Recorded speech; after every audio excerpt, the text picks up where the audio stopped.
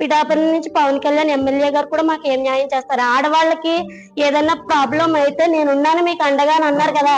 ఈ రోజు మేము అందరం ఆడవాళ్ళమే వాలంటీర్ల కింద చేసిన వాళ్ళం.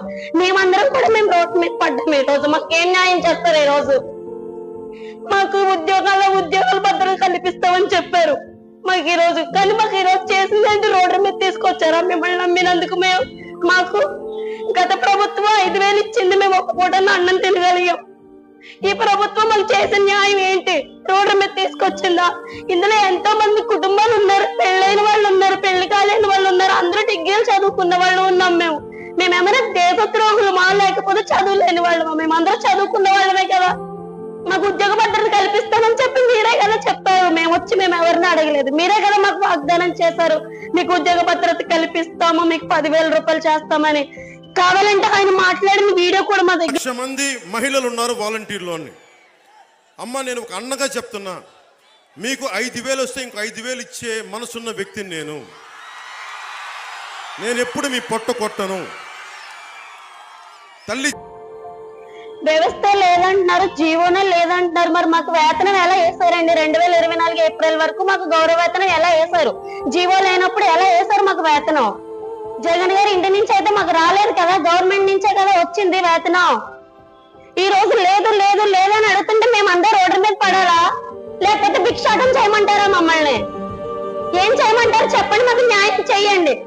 ఆడవారికి మీకు న్యాయం చేస్తానని చెప్పారు కదా, ఆయన మాటల్లోనే కదా చెప్పారు. 5,000కి 5,000 నేను వేసిస్తాను, అలాంటి హృదయం నాదన్నారు. మరి ఈ రోజు రోడ్డు మీద ఎక్కామే, రోడ్డు మీద మీకు కనిపించట్లేదా? మా చిరు ఉద్యోగాల మీద మీ ప్రతాపాలు పిచ్చుకల మీద బ్రహ్మాస్త్రాలు చేస్తున్నట్టు ఈ రోజు మమ్మల్ని రాజకీయ పరంగా వాడుకుని వదిలేశారా? ఈ రోజు మమ్మల్ని మేము ఏం అన్యాయం చేసాం? మేము ఏ పార్టీకైనా సరే మేము పని చేస్తామనే కదా చెప్పాం. ఆ పార్టీ ఈ పార్టీ అని కదా, ఏ పార్టీకైనా మేము పని చేయడానికి సిద్ధంగానే కదా ఉన్నాం. మమ్మల్ని ఎందుకైనా రోడ్డు మీద తీసుకొచ్చారు? ఈ రోజు వాళ్ళు 5,000కి జీవో 23 నుంచి అమలు చేయలేదని అన్నారు. మరి 10,000 ఇస్తానని అన్నారు కదా, మీరు జీవో పాస్ చేయండి. మీరు పాస్ చేసి వాళ్ళు చేసిన అన్యాయం మీరు మాకు చేయకండి, మీరు న్యాయం చేయండి. 10,000 ఇస్తామని చెప్పి జీవో పాస్ చేసి మీరు నిరూపించండి. వాలంటీర్ వ్యవస్థ రోడ్డు మీద ఉంటే మేము కాపాడాము, 10,000 మేము ఇచ్చి మేము జీవో పాస్ చేస్తామని మీరు మాకు చెప్పండి. అంతేకాని రోడ్డు మీదకి ఎందుకు తీసుకొస్తున్నారు మమ్మల్ని?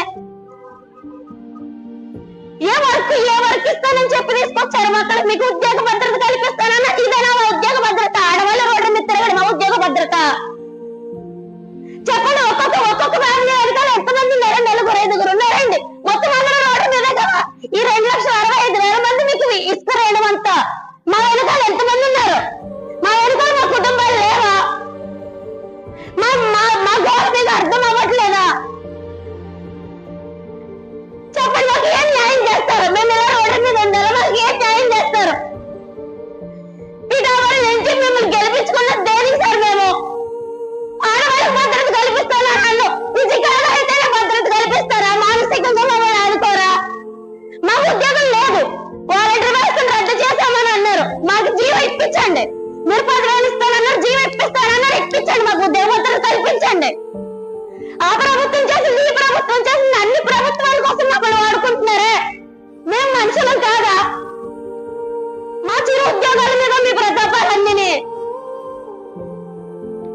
మాకు దయచేసి న్యాయం చేయాలండి. ఆడవాళ్ళందరూ మేము రోడ్డు ఎక్కి ఉన్నాం. ఈ రోజు మాకు న్యాయం చేయండి.